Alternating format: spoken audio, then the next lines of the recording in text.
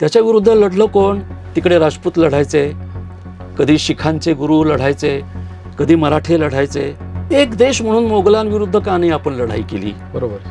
भारतीय जनता पार्टीची अडचण अशी आहे की अखंड हिंदुस्थान किंवा हिंदुत्वाचं अखंडत्व त्यांना पक्क करायचं असल्यामुळे त्यांना कोणतेही अडसर नको असतात. त्या राज्यांना महत्त्व दिलं म्हणजे अखंड हिंदुस्थानाचं आणि अखंड हिंदुत्वाचं स्वप्न भंगतं. RSSला हवं आहे ते मोदींच्या रूपानं भारतावर आलेलंच आहे. प्रादेशिक पक्षाची सत्ता स्वीकारणं ह्याचा अर्थ त्या राज्यातल्या बहुसंख्याक जातीची सत्ता स्वीकारणं असं चित्र तयार होतं. भारतीय जनता पार्टीला ते नको आहे. सत्तेसाठी प्रादेशिक पक्षातले नेते राजकीय चिंतन करत नाहीत. त्यांना मूल्य, सिद्धांत, तत्व यांच्याशी काही घेणं देणं नसतं. प्रत्येक प्रादेशिक पक्ष सत्ता मिळते म्हणून त्यांच्याजवळ जातो आणि नंतर आपली संख्या कमी होते हे लक्षात आल्याबरोबर तो दूर जातो. शिंद्यांवर जो आरोप शिवसेना करत होती, म्हणजे उद्धव बाळासाहेब ठाकरे यांची शिवसेना करत होती की भारतीय जनता पक्ष प्रादेशिक पक्षांचा वापर करतो आणि गरज संपली की टाकून देतो. ओबीसी हाच भारतीय जनता पार्टीचा DNA आहे असं फडणवीस जाहीररित्या म्हणाले. नैतिकता पाहिली, तत्व पाहिली तर पैशापेक्षा विचारांच्या आधारावर आणि केलेल्या कामाच्या आधारावर मतं मिळवली पाहिजेत.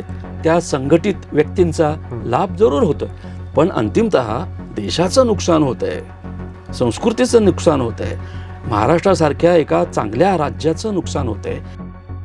मित्रहो, कडक बातमध्ये आपलं मी राजेंद्र दळेकर मनपूर्वक स्वागत करतो. मित्रहो, महाराष्ट्राच्या विधानसभेच्या निवडणुकांचा निकाल लागून जवळपास 10 दिवसांचा कालावधी होतो आहे आणि 10 दिवस होऊनही निकालाच्या कुठेही सरकार स्थापनेबद्दलच्या हालचाली किंवा सरकार स्थापन होईल की नाही याच्याबद्दल अजूनही सगळेच, म्हणजे ज्यांना बहुमत मिळाले त्यांच्यापासून ते अगदी विरोधकांपर्यंत सगळेच विचारात आहेत. आणि सर्वसामान्य आपण मतदार म्हणून तर आपल्या हातात काहीच नसल्यासारखी परिस्थिती आपली झालेली आहे. आणि त्याचं कारण असंही म्हणता येईल की महायुतीमध्ये असणारे सध्याचे पक्ष, त्यांना मिळालेलं बहुमत जे आहे ते मोठ्या संख्येनं आहे, पाशवी बहुमत असं मिळालं असं म्हणू शकतो आपण. त्याच्यामुळेच हे सगळे प्रॉब्लेम होत आहेत का, किंवा पुन्हा भाजपला त्यांचे जे महायुतीतले मित्रपक्ष जे आहेत त्यांची गरज राहिली नाही का, किंवा त्यांना समसमान काहीतरी वाटायचं जे असेल ते वाटप होत नाही का, असे अनेक प्रश्न आहेत. ह्याच प्रश्नांच्या भोवती किंवा प्रश्नांना लागून आपण आज चर्चा करणार आहोत, बातचीत करणार आहोत. आपल्यासोबत आहेत महाराष्ट्रातील सुप्रसिद्ध राजकीय विश्लेषक आणि ज्येष्ठ माध्यम तज्ज्ञ प्राध्यापक डोळे सर. डोळे सर, नमस्कार. नमस्कार. सर, जसं मी आता ओपनिंगला सांगितलं, एकंदरीतच महाराष्ट्रातल्या म्हणजे आजची जी महायुतीची परिस्थिती झालेली आहे, मित्रपक्षांसोबत त्यांची अडचण होते का, याबद्दल काय वाटतं आपल्याला? मित्रपक्षांची तशी अडचण सत्तेनंतरच निर्माण झाल्याचं दिसतंय. कारण सत्तेपूर्वी तरी महायुती एकत्र आली, 2 पक्ष फोडून भाजपनं सरकार बनवलं, तर प्रादेशिक पक्षांचा जो काही एक आडाखा असतो की आपण ह्यांच्यासोबत सत्ता मिळवू, पण त्याच्यानंतर आपलं भवितव्य काय असेल, हा प्रश्न प्रादेशिक पक्षांना नेहमी सतावत आलेला आहे. त्याचं एक कारण असं आहे की प्रादेशिक पक्षांकडे फारशी राजकीय विचारसरणी अशी घट्ट, ठोस, ठाशीव अशी नसते. म्हणजे त्यांच्याकडे आर्थिक धोरण जेमतेम असतं, परराष्ट्र धोरण अजिबातच नसतं, पर्यावरणविषयक विचार थोडाफार केलेला असतो. एकंदर विकास कसा करायचा, विकास कोणासाठी करायचा याबद्दलचे त्यांचे निर्णय पक्के असतात. मात्र त्या प्रादेशिक पक्षांच्या पायाला जात जखडलेली असते. कारण जी जात त्या राज्याच्या बहुमतात असेल, बहुसंख्येत असेल, ती त्या पक्षावर नेहमीप्रमाणे नियंत्रण करत असते. त्याच्यामुळे प्रादेशिक पक्षाचं राज्य स्वीकारणं, प्रादेशिक पक्षाची सत्ता स्वीकारणं ह्याचा अर्थ त्या राज्यातल्या बहुसंख्याक जातीची सत्ता स्वीकारणं असं चित्र तयार होतं. भारतीय जनता पार्टीला ते नको आहे. त्याचं कारण असं आहे की मुळात जाऊन विचार केला तर असं दिसेल की भारताची जी संघराज्यात्मक चौकट आहे, ती चौकट आपल्या संविधानानुसार सर्व देशानं आणि बाकीच्या जगांनीही ती स्वीकारलेली आहे. म्हणजे आपल्या राज्यांचं अस्तित्व आणि एक केंद्र सत्ता असं समान बलाबल केलेलं आहे. म्हणजे कोणीच वरचढ होऊ नये. आपल्या कॉन्स्टिट्यूशनमध्ये चेक्स अँड बॅलन्सेस असा प्रकार भरपूर आहे. तर पूर्वी जेव्हा अगदी थोडीच राज्य होती इंग्रजांच्या काळामध्ये, बंगाल, बिहार, ओडिसा खाली मद्रास होतं, इथे मुंबई होतं, पण मुंबईच्या खाली अनेक भाग होते भाषांचे.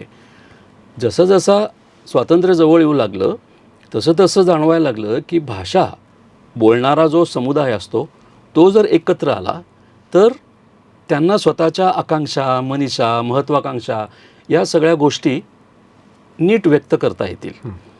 आणि जो एक भाषेचा समुदाय असतो त्याचे सांस्कृतिक संबंध एकमेकांशी, सणवार, उत्सव, जत्रा, यात्रा, नवस, सायास, उपास, तापास, देव, देवता या सगळ्या गोष्टी जवळपास सारख्याच असतात. त्याच्यामुळे का एका भाषेचं राज्य करू नये असा विचार पसरला आणि त्याप्रमाणे भाषावर प्रांतरचना झाली. काँग्रेसनं ती केली, जरी काँग्रेसला त्यातला काही आशय मान्य नव्हता. म्हणजे संयुक्त महाराष्ट्र आपला स्थापन झाला 1960ला, पण तो काँग्रेसचा विरोध करून झाला. काँग्रेसला ते मान्य नव्हतं, कारण मग 3 तुकडे करावे लागले असते, गुजरात विभक्त करावा लागला असता, मुंबईचं काय करायचं हाही प्रश्न होता. तर कोणत्याही राष्ट्रीय पक्षापुढे प्रादेशिक पक्षांचं असं आव्हान उभं राहतंच. भारतीय जनता पार्टीची अडचण अशी आहे की अखंड हिंदुस्थान किंवा हिंदुत्वाचं अखंडत्व त्यांना पक्कं करायचं असल्यामुळे त्यांना कोणतेही अडसर नको असतात. माणूस एकजूट करायचा असेल तर जात, भाषा, वंश, वर्ण ह्या गोष्टी त्याला नको आहेत. पण त्याची अजून एक अडचण अशी की ह्या विरुद्ध तो काही करत नाही. जाती निर्मूलन करत नाही, वंशविच्छेद तो करू इच्छित नाही, ह्या सगळ्या गोष्टी तो पाळतो. त्याच्यामुळे आपल्याच विचारांची सत्ता सर्व देशभर असावी अशी भारतीय जनता पार्टीची आणि पूर्वीच्या जनसंघाची इच्छा आहेच. परंतु प्रादेशिक पक्षांचा जन्म किंवा प्रादेशिक पक्षांची वाढ ते रोखूही शकत नाहीत. तरीसुद्धा एक एक करून त्यांनी प्रादेशिक पक्ष बाजूला केल्याचं आपल्याला दिसतं. अगदी जम्मू काश्मीरपासून केरळपर्यंत बघायला गेलो तर प्रत्येक प्रादेशिक पक्ष सत्ता मिळते म्हणून त्यांच्याजवळ जातो आणि नंतर आपली संख्या कमी होते हे लक्षात आल्याबरोबर तो दूर जातो. म्हणजे अगदी महबूबा मुफ्तींचा पक्ष घ्या, अकाली दल पक्ष घ्या, तृणमूल काँग्रेस घ्या, नवीन पटनायकांचा बीजू जनता दल घ्या, अगदी AIADMK सुद्धा घ्या, की त्या पक्षांची ताकद भाजपबरोबर गेल्याबरोबर कमी होते. त्याचं कारण असं असतं की कोणताही राष्ट्रीय पक्ष हा साधन संपन्न असतो, त्याच्याकडे काडर मोठं असतं, पैसा भरपूर असतो, प्रसारमाध्यमं त्यांच्या हातात असतात. त्याच्यामुळे त्यांना प्रादेशिक पक्षांच्या नेतृत्वाला लवकर चिरडता येतं, कारण त्यांच्या महत्त्वाकांक्षा जिल्ह्यापुरत्या किंवा त्या 7-8 जिल्ह्यांच्या प्रांतापुरत्या असतात. त्याच्यामुळे हा एक पेस निर्माण झाला आहे आणि तोच महाराष्ट्रात आहे असं मला वाटतंय. सर, आपण आता 2-3 गोष्टी मला तुमच्या बोलण्यातल्या जाणवल्यात. एक की तुम्ही म्हणालात की राष्ट्रीय मुद्दा असल्यामुळे त्यांना प्रादेशिक पक्षांना पटवून सांगता येत नाही किंवा त्यांना नको आहेत की त्यांना तो घेऊन चालायचा आहे पुढे, हा एक मुद्दा वाटला. परत दुसरी गोष्ट अशी आहे की ती जाणवली की पुढे आता 2014-19ला ज्या पद्धतीनं NDA किंवा मग भाजप म्हणूयात, प्रामुख्यानं भाजपनं 14ला सोबत घेतलेले पक्ष 19ला काही नव्हते, 19ला काही सोबत घेतलेले पक्ष 24ला पण नव्हते काही सोबत. पण आता जेव्हा केंद्रातलं सत्ता स्थापन झालं 24च्या लोकसभा निकालानंतर, तर तेव्हा त्यांना मित्रपक्षांची गरज पडली होती. त्याच्या उलट महाराष्ट्रात दिसते आता.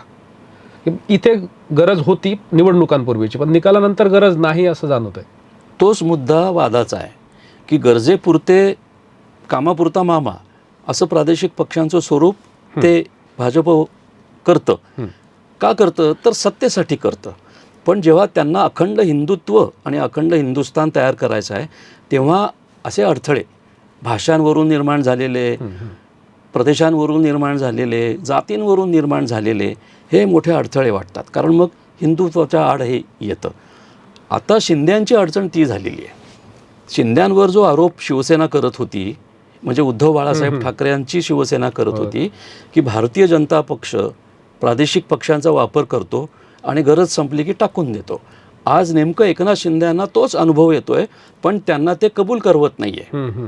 त्यांनी जर कबुली दिली तर उद्धव ठाकरे खरे होतात आणि अनुभव तर आलेलाच आहे. अजित पवारांनीच आता पुढाकार घेऊन आम्हाला भाजपचा मुख्यमंत्री चालेल, तो मुख्यमंत्री कोणी असेल असं जाहीर केलं असल्यामुळे एकनाथ शिंदेंना आता अजिबातच मागणी नाही. त्याने काय करायचं हा मुद्दा आहेच. त्यातून ते शिवसेनेतून मूळच्या शिवसेनेतून बाहेर आलेले असल्यामुळे त्यांना आता प्रादेशिक पक्षाचं महत्त्व काय असतं आणि ते एका राष्ट्रीय पक्षाच्या संदर्भात कितपत उपयोगी असतं ह्याचा उलगडा झालेला असेल. बरं डोळे सर, महाराष्ट्रातल्या जर 2014 पासूनच्या महायुतीसोबत असणाऱ्या पक्षांचा जर काही विचार केला तर सदाभाऊ खोतांचा असेल, राजू शेट्टींचा असेल, महादेव जानकरांचा असेल, आठवले असतील, जरी ते मंत्री असले तरी त्यांचं पक्ष कुठे पाहायला आपल्याला शोधावं लागेल, म्हणजे नेमका पक्ष कुठे आहे. तर ह्या सगळ्या गोष्टी पाहता महाराष्ट्रात हे अगोदर चालू झालं आहे असं वाटतं का आपल्याला? नाही, ह्याचा तर इतिहास खूप जुना आहे. जे सत्ता प्रत्येकाला हवी असते आणि ती जात धर्म या दोन अत्यंत आयत्या मिळणाऱ्या मुद्द्यांवर जर उपलब्ध असेल आणि त्याचा एकमेव मार्ग भारतीय जनता पक्ष असेल तर प्रत्येकानं तोच मार्ग अनुसरला आहे. तेलुगू देशम असो की YSR रेड्डींचा तो पक्ष असो की देशातला कोणताही प्रादेशिक पक्ष असो, तो जवळ गेलेलाच आहे आणि त्यानं सत्ता मिळवलेलीच आहे. पण नंतर विस्तार आणि वाढ भाजपचीच झालेली आहे. कारण छोट्या छोट्या व्यक्तींना अखेर आपण राष्ट्रीय पातळीवर का जाऊ नये अशी महत्त्वाकांक्षा राजकारणामध्ये उत्पन्न होतेच. ती स्वाभाविकच असते. मग मार्ग कोणता तर भारतीय जनता पार्टी. अशा रीतीनं छोट्या पक्षांचे सदस्य, राजकीय नेते मोठा पक्ष गिळत जातो आणि त्या छोट्या पक्षाचं अस्तित्व काहीच राहत नाही. आज आपण ईशान्येच्या राज्यांकडे जर बघितलं तर ईशान्येतल्या अनेक राज्यांमध्ये छोटे पक्ष आहेत. त्या सगळ्यांनी भारतीय जनता पार्टीशी युती केलेली आहे आणि आता असं लक्षात येतं आहे की हळूहळू भारतीय जनता पक्षाचा विस्तार होतो आहे आणि ते 1, 2, 3 व्यक्तींपुरते पक्ष ते आता नामशेष होत आहेत. बरोबर. बंगालमध्ये तसंच झालेलं आहे. बंगालमध्ये भारतीय जनता पक्ष मोठा झाला आहे. ओडिशामध्ये पण बिजू जनता दलाला संपून म्हणजे कमी झालं आहे. बहुमतात भाजप आजच्या परिस्थितीला आलेला आहे. पण मग असं म्हणता येईल का की भारतीय जनता पक्षाची विचारसरणी ही आपला जो भारत आहे मूळचा बहुपक्षीय व्यवस्था आपल्याकडे, व्यवस्था म्हणण्यापेक्षा बहुपक्षीय राजकारण आजपर्यंत चालत आले, तर ते नको आहे का त्यांना? त्या निमित्तानं मी तुम्हाला राष्ट्रीय स्वयंसेवक संघाचे दुसरे सरसंघचालक माधवराव गोळवळकर यांनी काय म्हटलं होतं ते वाचून दाखवतो. म्हणजे तुम्हाला ह्याच्या मागचा विचार, ह्याच्या मागचा राजकीय सिद्धांत कळून येईल. त्यांनी एका प्रकरणामध्ये विषारी बीज या उपशीर्षकामध्ये असं लिहिलं आहे, आपल्या राज्यघटनेचे संघराज्यात्मक स्वरूप पाहता ती ज्यांनी तयार केली त्यांच्याही मनाची आपले हे एक शुद्ध एकजिनसी राष्ट्र आहे अशी पक्की धारणा नव्हती, ही गोष्ट स्पष्ट दिसून येते. आपल्या देशाचे वर्णन आता राज्यांचा संघ असे करण्यात येते. पूर्वी जे केवळ प्रांत होते त्यांना आता राज्यांचा दर्जा देण्यात आला आहे. त्यांना काही खास अधिकार बहाल करण्यात आले आहेत. वस्तुतः भूतकाळात आपल्या राष्ट्रजीवनाचे अनेक विभक्त राज्यांच्या स्वरूपात तुकडे झाले. त्यातूनच राष्ट्रजीवनाच्या छिन्नविच्छिन्नतेचे आणि पराजयाचे बीज पेरले गेले.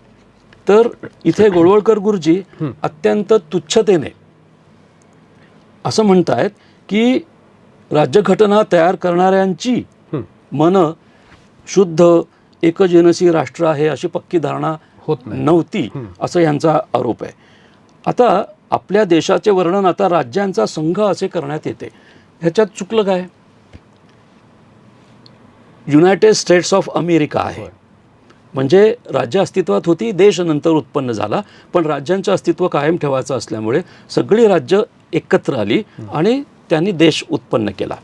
भारतामध्ये इंग्रजांच्या साम्राज्यवादाविरुद्ध आणि वसाहतवादाविरुद्ध आपण एकवटलो किंवा सगळ्या वेगवेगळ्या राज्यांमधले नागरिक एकवटले म्हणून आपण राष्ट्र आहोत ही भावना तयार झाली.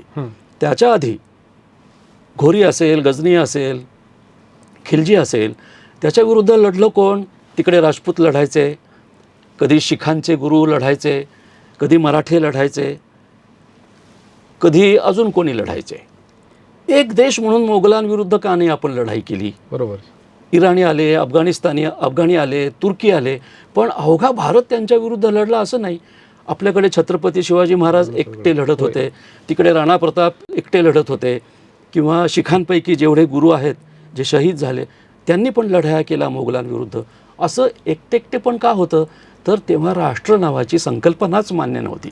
अजूनही राष्ट्र या संकल्पनेचा उल्लेख इमॅजिनरी असा केला जातो. बरं. कारण कुणी व्यक्ती मी आज जेवलो, राष्ट्रासाठी जेवलो असं म्हणतो का? किंवा मी आज हे जे उत्पादनात भर घातली ती राष्ट्रासाठी उत्पन्न केली असं नाही म्हणत तो.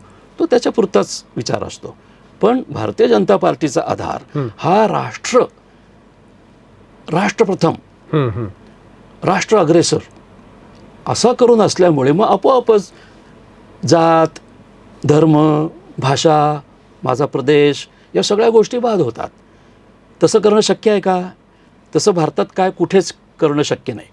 ईशान्येतल्या राज्यांमध्ये तर इतक्या छोट्या छोट्या जमाती आहेत की त्या नष्ट करणं शक्य नाही, कारण तो त्यांच्या जीवनाचा भाग आहे आणि ते अस्मिता आहे. त्याच्यामुळे असा विचार की जो संघराज्यात्मक चौकटीलाच आव्हान देणारा आहे तो दडवायचा आणि सत्तेसाठी एकत्र करून त्यांना फितवायचं. सत्ता मिळाली, आपला विस्तार झाला की त्यांना बाजूला फेकायचं. थोडक्यात संघराज्यात्मक विचार, संघराज्यात्मक आपल्या संविधानाची चौकट ही कधी ना कधीतरी त्यांना झुगारून द्यावीच लागेल, कारण त्यांचा विचार तसा आहे. ती झुगारून द्यायची असल्यामुळे प्रादेशिक पक्षांचा ते उपयोग सत्तेसाठी करणार आणि ते टाकून देणार. मग त्यातूनच हे एक राष्ट्र एक निवडणुका सगळं एक एक एक करत एक नेता. अगदी तेच बरोबर आहे की त्यांना सगळं एकवटायचं आहे. त्याचं कारण जातीवर हल्ला न करता, भाषेवर हल्ला न करता किंवा प्रदेशावर न हल्ला करता संस्कृत भाषा लादून हा तुम्ही जे जे करता ते राष्ट्रासाठी करता असं सांगून त्यांना हे घडवून आणायचं आहे. त्याच्यामुळे प्रादेशिक पक्ष ही त्यांच्या मार्गातली मोठी अडचण आहे. बरं सर, पण आता मुळात भारतीय जनता पक्ष ह्या त्या पक्षाकडे बघितला आजच्या घडीला तर तो पक्ष लोकशाही पद्धतीनं चालतोय असं वाटतं का आपल्याला? तो जेवढे लोकशाहीचे औपचारिक मार्ग आहेत ते तो बरोबर वापरतोय, पण डोकावून कोणीच बघत नाही आहे. जसं ह्या पुस्तकामध्ये त्यांनी पूर्णपणे भारतीय जनता पार्टीच्या मातृसंघटनेचा जो वैचारिक गाभा आहे तो त्यांनी जसा समजून सांगितला तसा ते कोणी सांगत नाहीत. आणि ज्यांना सत्ता हवी असते, ज्यांना थोडक्यात मंत्री किंवा अजून काही हवं असेल ते तेवढा राजकीय विचार करत नाहीत. अभ्यास करून जर कोणी त्या भारतीय जनता पार्टीच्या जवळ गेलं तर त्यांना हे लक्षात येईल की अरे यांचा ह्या गोष्टींवर विश्वासच नाही आहे. लोकशाहीमध्ये सामूहिक नेतृत्व असतं, मग फक्त पंतप्रधान मोदींचंच का? किंवा मी कोणालाही प्रश्न असा विचारू शकतो की मोदींच्या मंत्रिमंडळातल्या 5 मंत्र्यांची नावं मला पटकन सांगा. कोणालाही सांगता येणार नाहीत. ह्याचं कारण असं की 5ही मंत्री कुठल्या तरी प्रदेशाचे नेते आहेत. ते त्या प्रदेशातल्या एका बलदंड जातीचे प्रतिनिधी आहेत. म्हणजे मोदींना आपोआपच प्रदेशाचं, त्यांच्या भाषेचं आणि त्या जातीच्या नेतृत्वाचं अस्तित्व मान्य करावं लागेल. ते अस्तित्व मान्यच करायचं नाही म्हणून मोदी मोदी मोदी असं चाललेलं आहे. म्हणजे ही जी एकाधिकारशाही, एक चालुकानुवर्तित्व जे RSSला हवं आहे ते मोदींच्या रूपानं भारतावर आलेलंच आहे. म्हणून मी असं म्हणत असतो की मोदी फक्त हिंदीतच का बोलतात? त्यांच्या भाषणामध्ये कुठल्या विद्वानांचे किंवा विचारवंतांचे उल्लेख का नसतात? कारण ते विद्वान आणि विचारवंत कुठल्या तरी राज्याचे, कुठल्या तरी भाषातले असतात. त्यांना महत्त्व दिलं म्हणजे त्या राज्याला महत्त्व दिलं, त्या राज्यांना महत्त्व दिलं म्हणजे अखंड हिंदुस्थानाचं आणि अखंड हिंदुत्वाचं स्वप्न भंगतं. अशी चाल भाजप खळते. डोळे सर, आपण लोकसभेला पाहिलं, प्रादेशिक लोकसभेपूर्वी महाराष्ट्रातले प्रादेशिक पक्ष भाजपनं फोडले हे आपण पाहिलं. आणि त्याचं कुठेतरी त्यांनी नंतर म्हणजे हे पण केलं, मान्यही केलं आम्ही हे पक्ष फोडलेत. पण अजित पवारांचा पक्ष म्हणजे राष्ट्रवादी जेव्हा फोडली लोकसभेला, अजित पवारांचा पक्ष तेवढ्या पद्धतीनं ॲक्टिव्ह म्हणजे परफॉर्मन्स दाखवू शकला नाही. एकनाथ शिंदेंचा पक्ष देखील, म्हणजे उद्धव ठाकरेंचा पक्ष फोडला, तो एकनाथ शिंदेंचा दाखवू शकला नाही. पण आता विधानसभेला त्याच्या उलटं झालं, ते पक्षही मोठे झालेत. इथं थोडं उलटं म्हणजे विरोधाभास वाटतोय का आपल्याला? आणि पुढे काय होईल आता? म्हणजे 5 वर्ष ह्या छोट्या पक्षांचं काय होईल, मित्र पक्षांचं? कोणताही राजकीय पक्ष महाराष्ट्रातला हा मराठा जातीच्याच हातातला आहे. कारण मराठा जात इथली बहुसंख्याक आहे, ती सत्ताधारी जात आहे आणि तिचं तेवढं कर्तृत्व आहे, पराक्रम आहे, बुद्धिमत्ता आहे. त्यामुळे पक्ष कोणताही असो, जातीचा माणूस मराठाच असतो. तरीही OBC हाच भारतीय जनता पार्टीचा DNA आहे असं फडणवीस जाहीररित्या म्हणाले.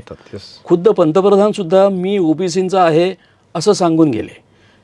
त्यांच्या मुखानं एक है तो सेफ है ही घोषणा येणं किंवा योगींच्या मुखानं बटेंगे तो कटेंगे ही घोषणा येणं, हो. ह्याचा अर्थ असा की आता पुरे झाली मराठ्यांची सत्ता, आता ओबीसींची सत्ता आली पाहिजे, म्हणून एकवटा, म्हणून एकजूट करा, एक झाला तरच मराठ्यांच्या वर्चस्वापासून तुम्ही सेफ असाल, असा अडून संदेश दिला गेला. त्याच्यामुळे मराठे राष्ट्रवादी काँग्रेस पक्ष, अजित पवार गट घ्या किंवा एकनाथ शिंदे शिवसेना गट घ्या, हे दोघंही मराठा वर्चस्ववादी पक्ष असूनही त्यांना ओबीसीच्या किंवा ब्राह्मणांच्या किंवा अन्य जातीयांच्या अधिपत्याखालीच काम करावं लागेल आणि ती महाराष्ट्रावरचं मराठा जातीचं जे काही वर्चस्व अधिपत्य आहे ते संपण्याचं पहिलं पाऊल असेल. पण ह्यांचं काय होईल मग या पक्षांचं 5 वर्ष सत्तेत त्यांना सत्ता हवी आहे. मी काय म्हटलं मगाशी की सत्तेसाठी प्रादेशिक पक्षातले नेते राजकीय चिंतन करत नाहीत. त्यांना मूल्य, सिद्धांत, तत्व यांच्याशी काही घेणं देणं नसतं. RSSचा विचार कसा आहे हे जर त्यांना पटलं असतं तर त्यांनी भारतीय जनता पक्षाशी चुंबाचुंबी केलीच नसती. कारण आपला खात्मा होणार आहे, आपला अंत होणार आहे, हे जर बाकीचे पक्ष त्यांना सांगत असतील तर समजत कसं नाही. पण तात्कालिक लाभासाठी अशी सत्ता रचना होत असते आणि भारतीय जनता पक्ष अशा तात्कालिक सत्ता मोहामध्ये अत्यंत पटाईत आहे. बरं, आता उरलेले महाराष्ट्रातल्या पक्षांचा जर विचार केला, उद्धव ठाकरेंची शिवसेना आहे, शरद पवारांचे राष्ट्रवादी, हे छोटे छोटे आहेत. काँग्रेस पक्ष तसा राष्ट्रीय पक्ष असल्यामुळे तो संघर्ष करेल पुढे, पण मग ह्या छोट्या 2 पक्षांचं काय होईल? तो त्यांच्या पुढचा प्रश्न असा आहे की सत्तेचा मोह सर्वांनाच असतो. शिवाय थोडक्यात म्हणजे केवळ जात वापरून किंवा धर्म वापरून किंवा अन्य कुठले तात्कालिक मुद्दे वापरून जर सत्ता मिळत असेल तर कोणीही ते स्वीकारेलच.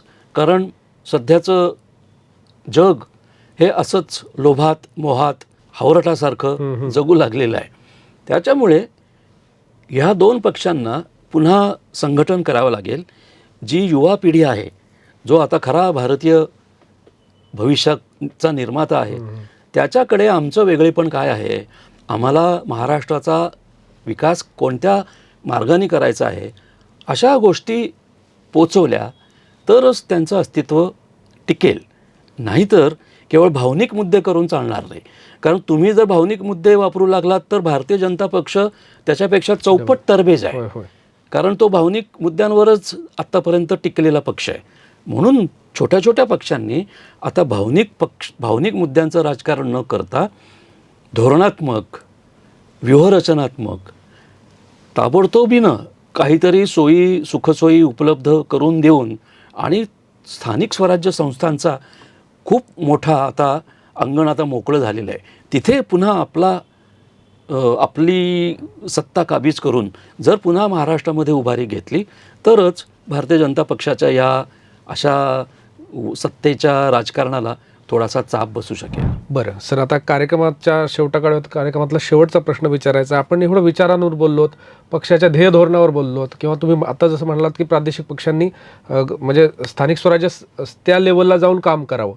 पण आता विधानसभा निवडणुकीत आपल्या यंदाच्या ज्या पद्धतीनं पैशाचा वापर झालेला आहे किंवा पैसा वाटलेला आहे, तर तसं पाहता हे विचार, ध्येय धोरणं ह्या सगळ्या गोष्टी बाजूला राहतात आणि पैशांचा वापर करून सत्ता मिळवली जाते. तर त्या तुलनेत हे प्रादेशिक पक्ष टिकतील का? अजिबातच टिकणार नाहीत. मग त्या विचारांचं काय? मग इंदिरा गांधींवर आरोप असा केला जायचा की त्यांनी निवडणुका अत्यंत महाग केल्या. कारण सत्ताधारी पक्ष असल्यामुळे भांडवलदारांचा पैसा त्यांच्या स्वार्थासाठी, त्यांच्या हितसंबंधासाठी तिकडे वळला आणि साहजिकच प्रसिद्धीवर प्रचंड मोठा खर्च केला गेला. पैसे तर तेव्हाही झोपडपट्ट्यांमध्ये, गरिबांमध्ये वाटले जायचेच. त्या तुलनेत विरोधी पक्षांकडे तसं काहीच नसायचं.